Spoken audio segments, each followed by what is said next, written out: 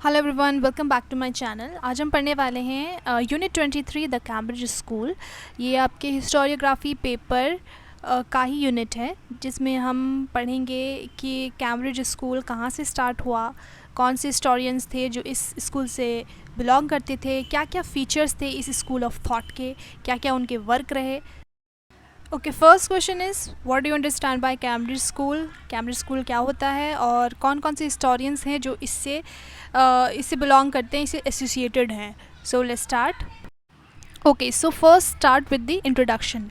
सबसे पहले हमें ये जानना है कि कैम्ब्रिज स्कूल ये वर्ड आया कहाँ से। सो बेसिकली जो हिस्टोरियंस कैम्ब्रिज यूनिवर्सिटी में पढ़ते थे, जो उस टाइम पे यूरोप में थी, वो हिस्टोरियंस जो वहाँ पर पढ़े उन्होंने ही ये कैम्ब्रिज स्कूल बनाया था। और उन्होंने क्या किया था, बेसिकली जो इंडिया में नेशनलिज्म था, जो एज ऑफ नेशनलिज्म थी, जिस टाइम पर हम लोग फ्रीडम के लिए लड़ रहे थे, उस वाली इंडियन पॉलिटिक्स को उन्होंने री इंटरप्रेट किया, यानी अपने अकॉर्डिंग उसका इंटरप्रिटेशन किया कि वो इंडिया के नेशनलिज्म के बारे में क्या सोचते हैं।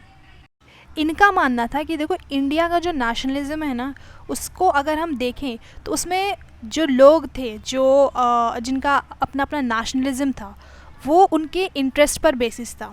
सबको कुछ ना कुछ चाहिए था पर्सनली, और लड़ाइयाँ थी, फैक्शनल राइवलरीज थी, यानी लोग ग्रुप्स में बटे हुए थे और आपस में लड़ रहे थे। बस यही चीज़ें थी इंडिया के नेशनलिज्म में, बाकी कोई ख़ास और कोई इम्पॉर्टेंट चीज़ नहीं थी जिसे हम नेशनलिज्म कहें।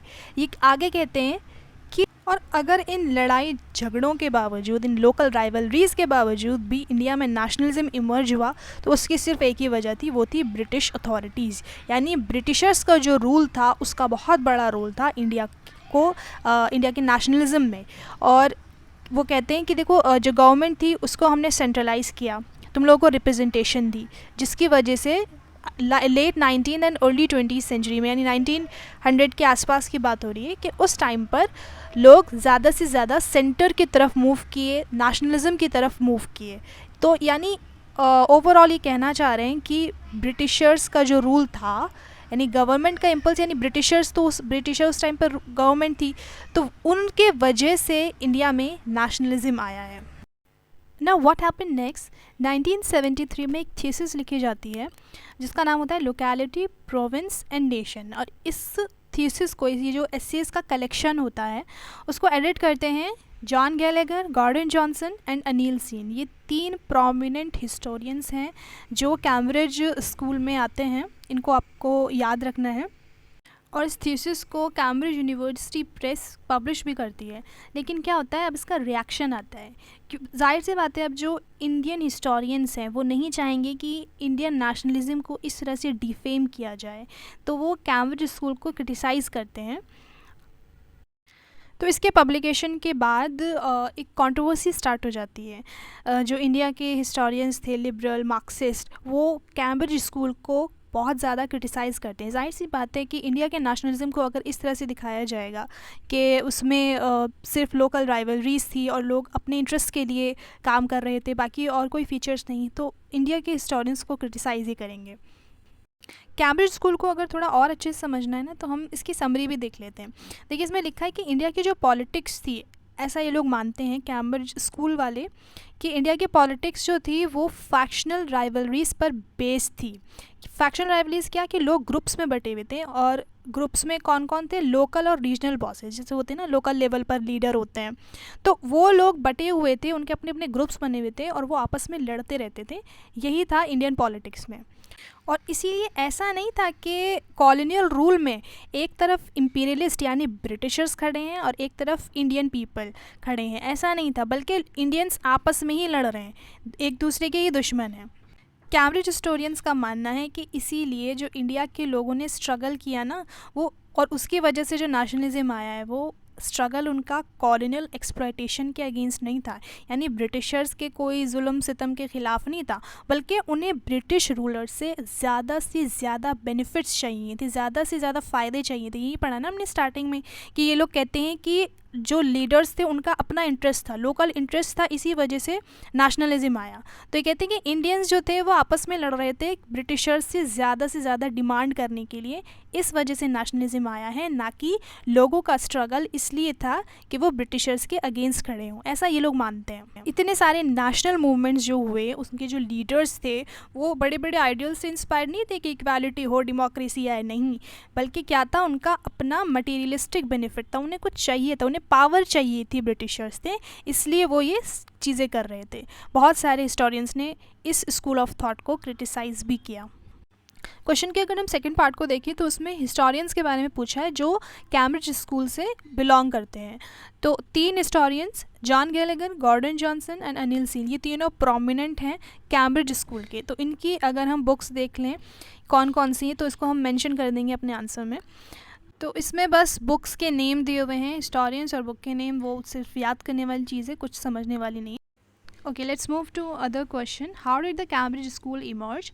Discuss the basic constituents of it. Cambridge School का इमर्जेंस बताना है, उसका बैकग्राउंड बताना है और उसके फीचर्स बताने हैं। इमर्जेंस से पहले हम इसका थोड़ा सा बैकग्राउंड देखेंगे कि कैम्ब्रिज स्कूल से पहले चल क्या रहा था। तो 2 हिस्टोरियोग्राफिकल स्कूल्स 1960 में इमर्ज हो रहे थे।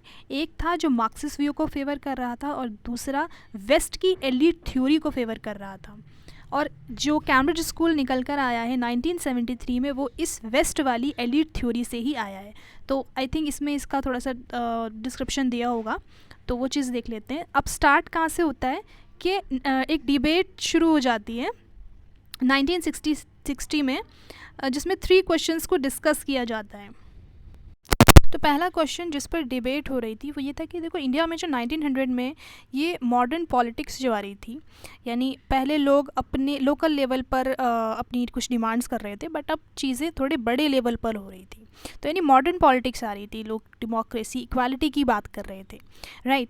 तो इसके पीछे क्या कॉज था? क्या इकोनॉमी में कुछ ऐसी चीज़ हुई थी जिसकी वजह से पॉलिटिक्स चेंज हुई, या फिर कोई इंस्टीट्यूशनल अपॉर्चुनिटीज़, यानी ब्रिटिशर्स ने कुछ कॉलेजेस खोले थे, पॉलिटिकल रिप्रेजेंटेशन दी थी, कुछ इनोवेशंस किए थे, इसकी वजह से चेंज आया है? तो मार्क्सिस्ट तो फर्स्ट वाले को ही सपोर्ट करते हैं कि भाई इकोनॉमी में कुछ चेंज हुआ था जिसकी वजह से पॉलिटिक्स चेंज हुई। और जो एलियट थ्योरिस्ट हैं, जो वेस्ट में वेस्ट वालों की थ्योरी है, वो सेकेंड वाले आंसर को प्रेफर करते हैं। सेकेंड क्वेश्चन वाज कि जो पॉलिटिकल चेंज कंट्री में आ रहा था वो उसकी टेरिटरी क्या थी? क्या वो नेशन एज अ होल था, पूरे नेशन में ही ये चीज़ थी, या फिर रीजनल बेसिस पर ये हो रहा था, यानी कुछ कुछ जगहों पर हो रहा था? मार्क्सिस्ट वाले जो हैं वो नेशनल लेवल को सपोर्ट करते हैं, और जो एलिट थ्योरिस्ट हैं वो कहते हैं कि पॉलिटिकल चेंज जो हुआ था उसके कुछ ही सेंटर थे, कुछ ही रीजन थे। तीसरी चीज़ जिस पर डिबेट हो रही थी वो था nature of the social group, कि भाई उस टाइम पर सोसाइटी कैसी थी। क्या क्लास कॉन्फ्लिक्ट होता था कि रिच क्लास है, पुअर क्लास है, पेजेंट्री है या वर्किंग क्लास है, या फिर कास्ट और कम्युनिटी में लोग बटे हुए थे? कास्ट सिस्टम हमारे यहाँ पे बहुत स्ट्रांग था, हमें पता है। कम्युनिटीज़ भी थी जैसे कि हिंदूज़, मुस्लिम्स, और वो लोग कम्पीट कर रहे थे आपस में। तो क्या ये वाली चीज़ थी, या सिर्फ क्लास कॉन्फ्लिक्ट था, या कास्ट और कम्युनिटीज़ में भी आपस में कॉम्पिटिशन चलता था? कंपटीशन किस चीज़ के लिए? जो ब्रिटिशर्स हमें दे रहे थे, इंग्लिश एजुकेशन, पॉलिटिकल रिप्रेजेंटेशन। तो मार्क्सिस्ट हिस्टोरियंस जो हैं वो क्लास पर फोकस करते हैं, और जो एलिट थ्योरिस्ट हैं वो कास्ट, कम्युनिटी और वेस्टर्न एजुकेटेड एलिट पर फोकस करते हैं। एक एजुकेटेड क्लास जो इमर्ज हुई थी, ब्रिटिशर्स ने जो बनाई थी ताकि वो उनको सपोर्ट करें। अब ड्यूरिंग दिस डिबेट बहुत सारे हिस्टोरियंस जो वेस्टर्न यूनिवर्सिटी के थे वो अपना इंटरप्रिटेशन देते हैं, किसके अगेंस्ट? मार्क्सिस्ट हिस्टोरियंस के अगेंस्ट, जो इंडिया में और सोवियत यूनियन यानी रशिया में थे। तो इसके अगेंस्ट ये लिखते हैं, और बहुत सारे वर्क्स हमें देखने को मिलते हैं। इस नीचे दी हुई है, D.A. लो, अनिल सील, इनके वर्क हमें देखने को मिलते हैं, और 3 पॉइंट्स हमें इंटरप्रिटेशन में दिखाई देते हैं जो मार्क्सिस्ट के अगेंस्ट थे। पहली चीज़ यही कि जो इंडिया में पॉलिटिक्स आई है वो किसी इकोनॉमिक चेंज की वजह से नहीं आई है, बल्कि ब्रिटिशर्स ने जो इनोवेशंस किए थे, इंस्टीट्यूट बनाए थे, कॉलेजेस बनाए थे, उनकी वजह से ये चेंज हुआ है। जब ब्रिटिशर्स ने इंग्लिश एजुकेशन को यहाँ पर इंट्रोड्यूस किया तो उसकी वजह से नई नई जॉब्स भी इमर्ज हुई, सिविल सर्विस निकली, नए नए मॉडर्न प्रोफेशंस निकले जैसे law, western medicine, journalism etcetera. Administrative में कुछ चेंजेस की वजह से कॉन्स्टिट्यूशनल स्ट्रक्चर भी चेंज हुआ, नया स्ट्रक्चर आया जिसमें इलेक्शंस हुए, रिप्रेजेंटेशन दी गई, तो सिस्टम चेंज हो रहा था जिससे कि पॉलिटिशियंस को हेल्प मिल रही थी नई पॉलिटिक्स में एंटर होने के लिए। सेकेंड पॉइंट जो निकल कर आता है वो ये कि रीजनल बेस्ड चेंज था, और इसको सपोर्ट करते हैं ये कहकर कि देखो जहाँ जहाँ इंस्टीट्यूशनल चेंजेस आए हैं, यानी जहाँ जहाँ हमने एजुकेशन को प्रमोट किया है, कॉलेजेस खोले हैं या एडमिनिस्ट्रेटिव चेंज करने के लिए कुछ और इंस्टीट्यूशन खोले हैं, वहीं पर पॉलिटिकल चेंज हमें देखने को मिला है। एंड थर्डली ये कहते हैं कि क्लास कॉन्फ्लिक्ट नहीं था, बल्कि जो इंडियंस थे वो आपस में ही लड़ रहे थे, कास्ट और कम्युनिटीज़ में ही कंपटीशन था। किस चीज़ को लेकर? कि इंग्लिश एजुकेशन और लेजिस्लेटिव रिप्रेजेंटेशन जो ब्रिटिशर्स दे रहे थे, उस अपॉर्चुनिटी को लेने के लिए ये लोग आपस में लड़ रहे थे। तो क्लास कॉन्फ्लिक्ट कोई नहीं था, बल्कि कास्ट और कम्युनिटीज़ में ही आपस में कंपटीशन था। अब ये हमने एलीट थ्योरी का देखा, यानी इसके बैकग्राउंड में ये एलीट थ्योरी आ गई। अब हम देखेंगे कि कैम्ब्रिज स्कूल कैसे इमर्ज होता है और उसके क्या क्या थॉट्स थे। तो पहले ही हमने पढ़ लिया कि अनिल सील और जॉन गैलेगर ये कुछ हिस्टोरियंस थे जहाँ से कैम्ब्रिज स्कूल की शुरुआत होती है। तो अनिल सील ने एक थीसिस लिखी थी कैम्ब्रिज यूनिवर्सिटी में, जिसका टाइटल था इमर्जेंस ऑफ इंडियन नेशनलिज्म। और इसके बाद जॉन गैलेगर रोनाल्ड रॉबिन्सन के साथ एक बुक लिखते हैं अफ्रीका एंड द विक्टोरियंस, जिसमें वो इम्पीरियलिज्म की बात करते हैं। वो कहते हैं देखो जो इम्पीरियलिज्म आया है ना, ये यूरोप में इकोनॉमिक फोर्सेस की वजह से नहीं आया है। इम्पीरियलिज्म क्या है? यानी दूसरे की कंट्री पर कब्ज़ा करना अपने बेनिफिट के लिए। तो कहते हैं यूरोप वाले इसलिए नहीं कर रहे थे क्योंकि हमें बहुत सारी वेल्थ चाहिए थी, या इंडस्ट्रियल रिवोल्यूशन आया था तो उसकी वजह से लेबर चाहिए थी, हमें मार्केट चाहिए थी ताकि हम अपने फिनिश प्रोडक्ट्स को बेच सकें। तो ऐसी कोई बात नहीं थी। देखो अफ्रीका और एशिया में ये खुद ही कुछ पॉलिटिकल कोलैप्स चल रहा था, यानी कोई कहीं ना कहीं एक जगह खाली थी, कुछ अपने इनके कॉन्फ्लिक्ट चल रहे थे जिसकी वजह से एक रूलर की ज़रूरत थी। तो यानी ये अपना साइड में कर रहे हैं, अपनी जो बेनिफिट है उसको साइड में करके क्या कह रहे हैं कि एशिया और अफ्रीका की ये नीड थी। अनिल सील जो कि जॉन गैलेगर के स्टूडेंट थे, वो भी इस बात को सपोर्ट करते हैं कि इंडिया में जो सोसाइटी थी, जो मॉडर्न पॉलिटिक्स जो चेंज हो रही थी, वो इसी वजह से हुई थी क्योंकि लोग कास्ट और कम्युनिटी में बटे हुए थे और उनमें कंपटीशन चल रहा था जो इंग्लिश एजुकेशन को लेकर या रिप्रेजेंटेशन को लेकर। अब 1970s में, अर्ली 1970s में एक नया बैच आता है रिसर्च स्टूडेंट्स का, जो कैम्ब्रिज स्कूल बनता है और अपने आप को इस पुरानी एलीट थ्योरी से डिफ्रेंशिएट करता है, जो कि क्वेश्चंस जो चल रहे थे, जो 3 क्वेश्चंस हमने पढ़े, उसके नए आंसर्स लाकर देता है। पुराना वर्जन जिसमें मॉडर्न पॉलिटिक्स का कॉज इंग्लिश एजुकेशन या इंस्टीट्यूशनल इनोवेशंस को बताया जा रहा था, या मार्क्सिस्ट इकोनॉमिक चेंज को सपोर्ट कर रहे थे, ये कैम्ब्रिज स्कूल जो नया वर्जन वाला था ये दोनों ही चीज़ को डिनाई करता है और 2 चीज़ों पे फोकस करता है। कहते हैं कि जो ये मॉडर्न पॉलिटिक्स इंडिया में आई है वो 2 चीज़ों की वजह से आई है। First, centralization of government, and second, growing element of representation within its structure. यानी सेंट्रलाइजेशन क्या है कि अल्टीमेट पावर गवर्नमेंट के हाथ में है और वो धीरे धीरे लोगों को रिप्रेजेंटेशन दे रही है, यानी हर लेवल पर, चाहे वो कंट्री साइड हो, चाहे वो पेरिफेरी वाला एरिया हो। तो इस न्यू लेजिस्लेटिव मैकेनिज़्म की वजह से जो ब्रिटिश इंडिया में गवर्नमेंट ने एक स्टेप लिया, उसकी वजह से मॉडर्न पॉलिटिक्स या पॉलिटिकल चेंज हमें इंडिया में देखने को मिलता है और इसी के बेसिस पर नेशनल पॉलिटिक्स इमर्ज होती है। सेकेंड थिंग, जो रीजन वर्सेस नेशन हो रहा था, यानी रीजनल लेवल पर पॉलिटिक्स थी या नेशनल लेवल पर पॉलिटिक्स थी, इन दोनों ही को कैम्ब्रिज स्कूल डिनाई करता है और बात करता है लोकल लेवल की। कहता है कि जो पॉलिटिशियंस थे या जो पॉलिटिक्स थी, उनका अपना लोकल इंटरेस्ट था, अपना पर्सनल इंटरेस्ट था, ना कि कोई रीजनल और नेशनल इंटरेस्ट था। तो सब अपने अपने इंटरेस्ट के अकॉर्डिंग काम कर रहे थे, उनकी अपनी नीड थी।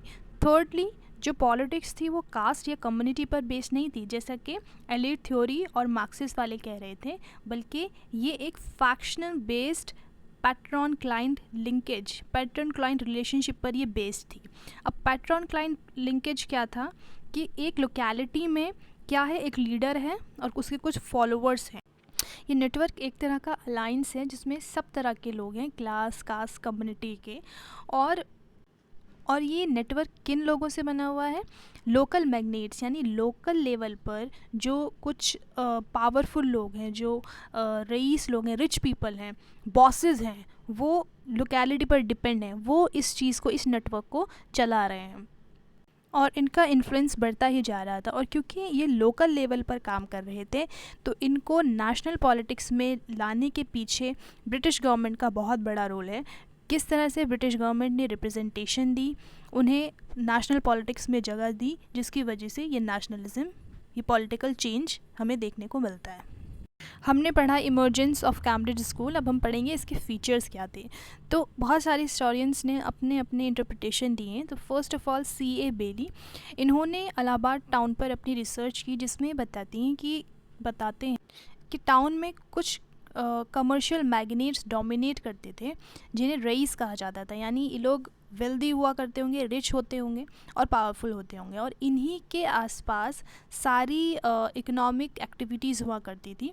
और इनके साथ कोई ऐसा नहीं था कि एक ही पर्टिकुलर कम्युनिटी या कास्ट के लोग होंगे, बल्कि हर तरह के लोग इनके आसपास घूमते थे।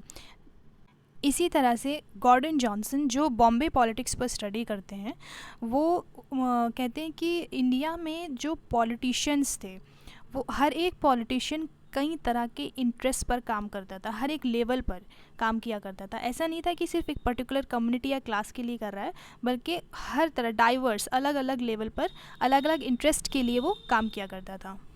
अनिल सिल कहते हैं कि इंडिया में जो पॉलिटिक्स थी वो पहली चीज़ लोकल लेवल पर थी, और दूसरी चीज़ जो उसका मोटिव था वो था इन्फ्लुएंस, स्टेटस एंड रिसोर्सेज। यानी कि नेशन के लिए, कंट्री के लिए कोई चीज़ नहीं की जा रही है यहाँ पे, बल्कि अपने लिए, कि अपना इन्फ्लुएंस होना चाहिए, हमें कोई स्टेटस मिलेगा, हमें पॉलिटिशियन कहा जाएगा, और हमें जाहिर सी चीज़ है जब पॉलिटिक्स में होते हैं तो कुछ ना कुछ रिसोर्सेज, हमें पैसा वैसा भी वहाँ से मिलना ही है। तो पॉलिटिक्स बेसिकली कैसी थी कि एक एसोसिएशंस हुआ करते थे, जिसमें बड़े बड़े लोग होते थे और उनके फॉलोअर्स होते थे, और ये कभी कभी लोकल लेवल पर राइवलरीज भी होती थी, भाई पार्टीज़ बन जाती हैं तो लड़ाई झगड़े होते हैं।